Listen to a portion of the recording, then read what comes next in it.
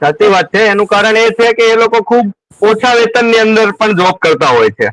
જ્યારે ગુજરાતની અંદર જે લોકોનો જન્મ થયેલો છે, જે પહેલેથી ગુજરાતી છે, એને એટલા પૈસાની અંદર ઘર ચલાવવું ખૂબ જ મુશ્કેલ છે. અત્યારે 25 થી 30 હજાર રૂપિયા જે માણસ કમાતો હોય, એના ઘરની અંદર જો દવાખાનું આવે તો એ માણસનું પૂરેપૂરું ઘરનું અર્થતંત્ર વિખાઈ જાય છે.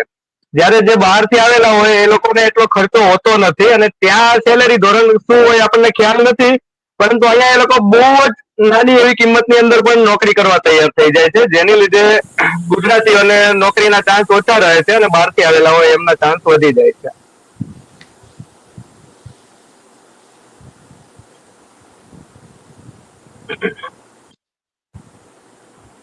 બિલકુલ, એટલે સંદીપભાઈ નું ક્યાંક ને ક્યાંક એવું કેવું છે કે ઓછા વેતનમાં તે કામ કરે છે હમ બહારથી આવતા લોકો. એ અને લોકોનું શોષણ થાય છે, પણ એમની પાસે કોઈ વિકલ્પ નથી, એટલે શોષણની અંદર રહી શકે છે. જ્યારે ગુજરાતી છે, સન્માન